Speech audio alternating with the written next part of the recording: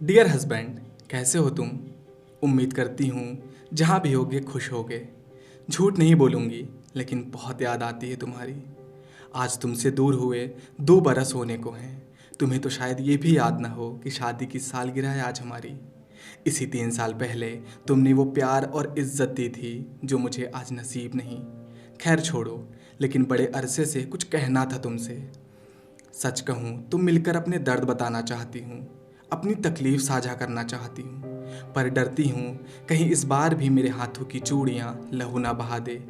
कहीं इस बार भी मेरी चीख पत्नी होने के फ़र्ज़ को गलत ना साबित कर दे। इसलिए चिट्ठी लिख रही हूँ, पर यह चिट्ठी अपने पास ही सहेज कर रखना। मुझे डर है इसे कोई और पढ़ ना ले। पढ़ लिया तो तुम्हारी मर्दानगी छिप जाएगी।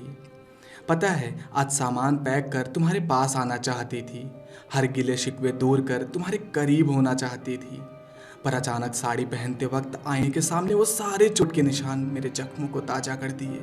याद आ गया मुझे वो मंज़र जब मैं 5 दिन के पीरियड्स के दौर से गुजर रही थी।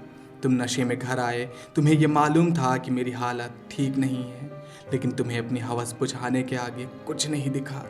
मैंने मना किया तो तुमने ज़बरदस्ती की और अपनी ख्वाहिश पूरी कर रात भर मुझे उसी हाल में छोड़कर चले गए। चुभन बहुत थी, सुबह उठी तो पेट की अतड़ियाँ दर्द से खिंची हुई थी, लेकिन उस जख्म की दवा मैं किससे मांगने चाहती? माँ से या पिता से? शायद मेरी किस्मत में ऐसी ही चोट खाना लिखा था, क्योंकि ये पहली दफ़ा नहीं था। लेकिन उस दिन ये एहसास हुआ कि मैं एक सामान बनकर रह गई हूँ तुम्हारे लिए, या फिर बाज़ार से खरीदी हुई कोई चीज़ हूँ। हाँ, मैं मानती हूँ कि मुझ पे हक है तुम्हारा, पर मेरी चीख से क्या तुम्हारी रूह नहीं कांपती? पता है, मैं अब होकर भी तुम्हारी नहीं हूँ, क्योंकि अब तो सुबह की चाय देने में भी डर सा लगता है।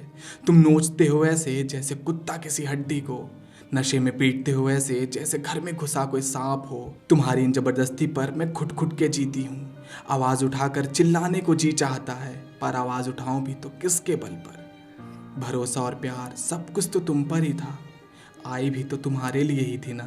अब तुम्हारे ही खिलाफ हो जाऊं, या तुम्हारे इस हवस का मैं ऐसे ही शिकार हो जाऊं? ये कैसा प्यार है तुम्हारा?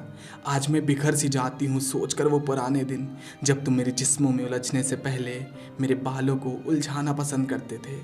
मेरे साथ इस कदर हैवानियत दिखाना नहीं, मेरे साथ ख्वाब देखना चाहते थे। क्या वो सब फरेब थे, या बस एक दिखावापन था? बस इस चिट्ठी का एक जवाब देना। मैं पत्नी हूँ तुम्हारी, तुम्हारे साथ मेरा होना बनता है, पर क्या बिना मेरी मर्जी के मेरे साथ सोना बनता है?